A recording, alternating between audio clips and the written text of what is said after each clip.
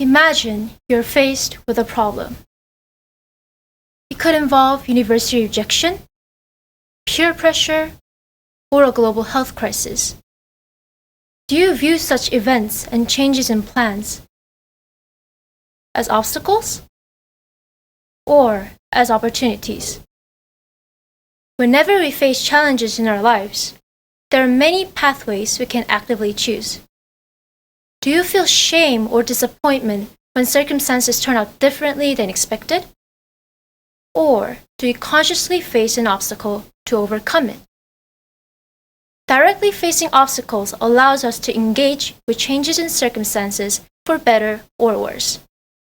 Having an experience that will shape you is oftentimes better than not doing anything.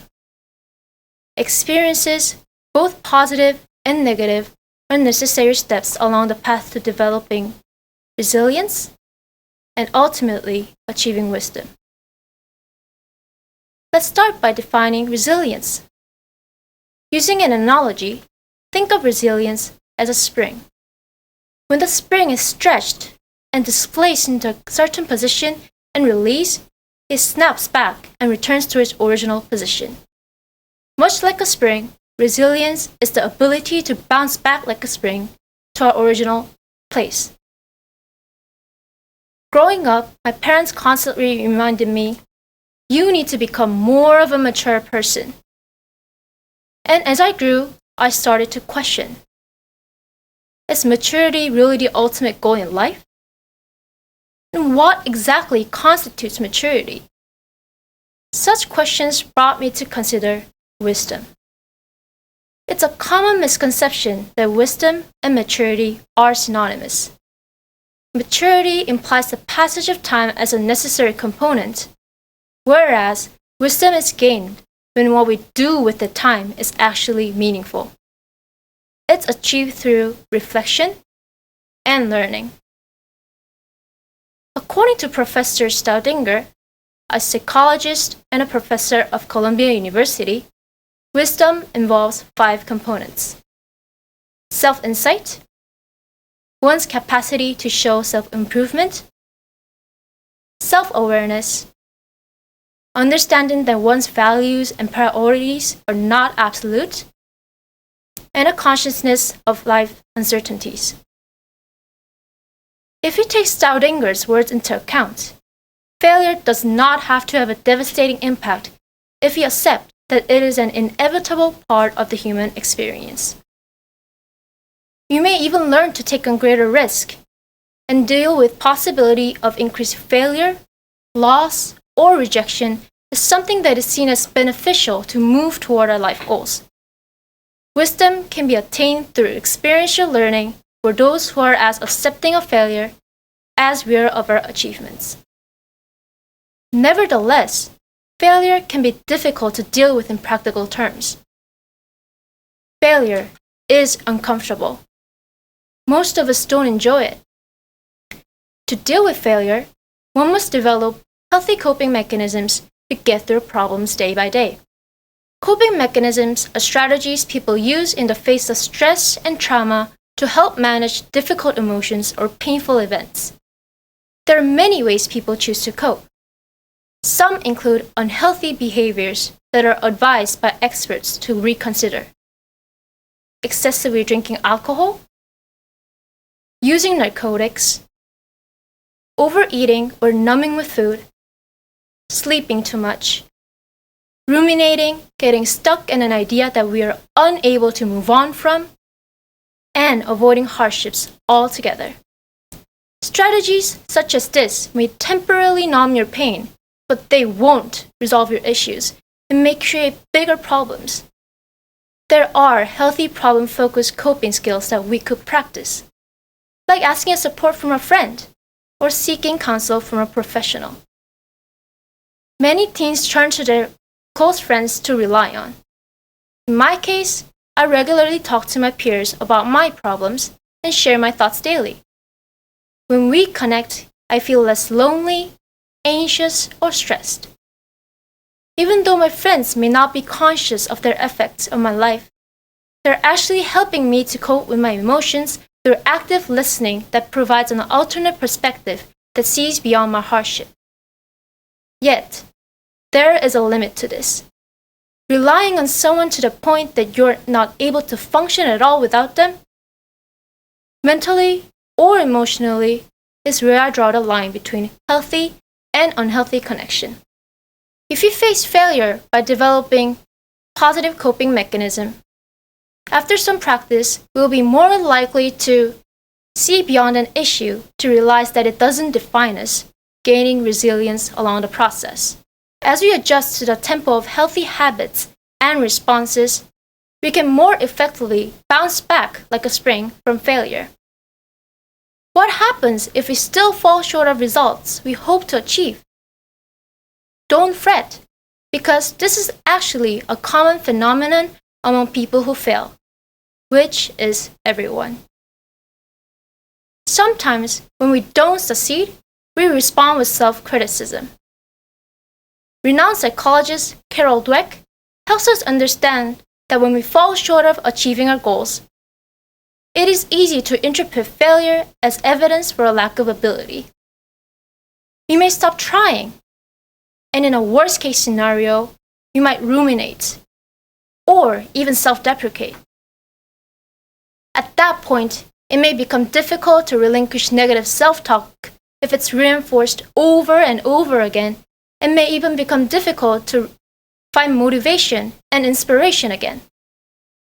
One approach to overcome this roadblock is to become better acquainted with ourselves.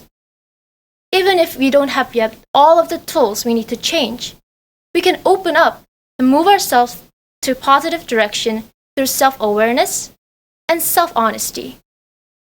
Rising back up after we fall allows us to take another shot at accomplishment that will help boost morale. This is how we build self-efficacy and embrace who we truly are, rather than who we are as defined by failure. A big obstacle that I'm facing now in my junior year is AP Calculus BC.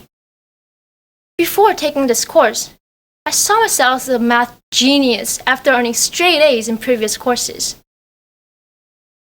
Even when the upperclassmen warned me that Calculus BC meant my transcript would become heavy with B's and C's, I disregarded their warning. Guess what happened next? I had never felt more embarrassed than at that moment when my test was returned with the F scribbled in the corner. I was overcome by the strong desire to give up. My anxiety led me to escape the reality of failure through, you guessed it, negative coping mechanisms. I started to question my intellect. How could I feel so strong and smart one moment and then completely fail the next? How could I overcome this hit to my ego? And less importantly, will my GPA recover? Would I pass the AP exam? Would I be accepted to university? These thoughts stayed with me, with the track playing on a repeat. Thinking of it as a meaningful experience, I decided not to give up. I decided to face the obstacle if I was to overcome it. I accepted that my failure didn't define me. I started by reaching out. I asked for teachers for help so I wouldn't feel so alone. Every movement starts by taking a first step. Let's visualize this using Newton's third law, which states, for every action, there's an equal and opposite reaction. Suppose that action is that you push on the ground with your foot. The ground then exerts an equal force which points to the opposite direction.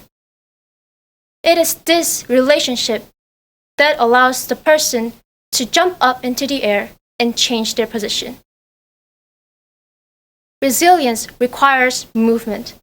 So when we are feeling discouraged, we have to get unstuck. Once moving, we can put ourselves into a position to better adapt to and recover from discomfort that may accompany failure. So how do we become more resilient? Catherine King, professor of clinical psychology at William James College, presents principles of resilience. First, you can start by developing an attention to our own qualities and assets. We can advise ourselves that we have what we need within us to get past any roadblock. We can pause for a moment to consider the limits and whether they align with current circumstances. Zero in on those values that you possess that are not reliant on others. Characteristics like patience, courage, flexibility, intelligence, humor, fortitude, and resilience. You don't need to become an extrovert, but if you're struggling, don't struggle alone. Suffering silently, suppressing things that upset us, doesn't help us move forward. Gaining the momentum, we need to bounce back. How many of us procrastinate? I can't see your hands, but I can imagine many of them are raised, including my own. The tendency to procrastinate prevents us from moving forward. Avoiding progress creates a discomfort that keeps stress accumulating. We need to chip away slowly at overwhelming tasks so they don't overtake us. If you're not someone who is particularly good at organization or time management, find someone who has the skills to help you. It is natural to feel overwhelmed by the difficulties the world throws at us, but we can't remain in this defeated state, or the stagnation can suffocate us. Remember, resilience requires movement if we are to effectively overcome. Try to see beyond the hardship. Try to find patience and humor with yourself, realizing that nothing is permanent, not even failure. Whatever you believe, try to zoom out and see the whole picture. Maybe there are some unknown reasons for difficulties caused by suffering. When we draw from such convictions, we tap into wellsprings of meaning. It is perfectly okay to lack resilience at times, but it is critical that when we fail, we aren't overcome by strong emotions. Rather than dwelling on stress, let's actively seek to manage life's difficulties. Life is full of contrast, and the low points helps us appreciate the high points and can prepare us for the future circumstances that are even more stressful, so we can endure them with greater grace.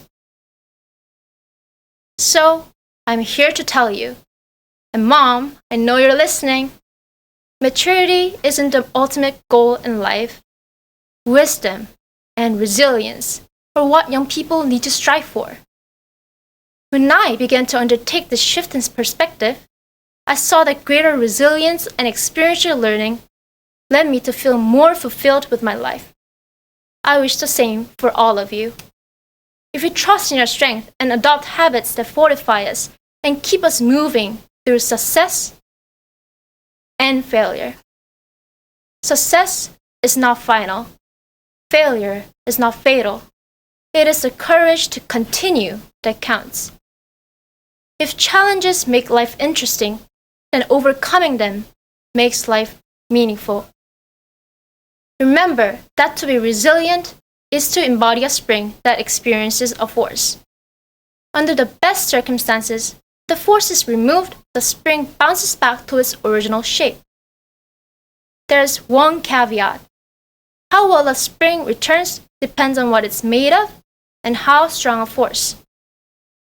Springs that are made out of rigid materials resist a lot of force, but if they experience it too much, they may have difficulties bouncing back to their original shape.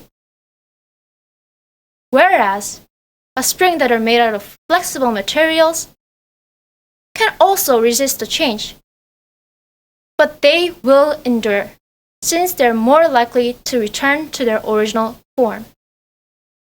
In other words, they won't get permanently bent out of shape. There will always be things that will remain beyond our power to control.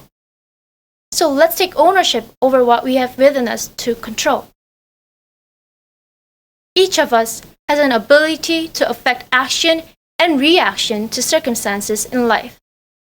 It has been said that we are not what happens to us. Rather, we are what we wish to become. So, what do you wish to become? Someone who is overtaken by struggle? Or someone who can more easily overcome adversity?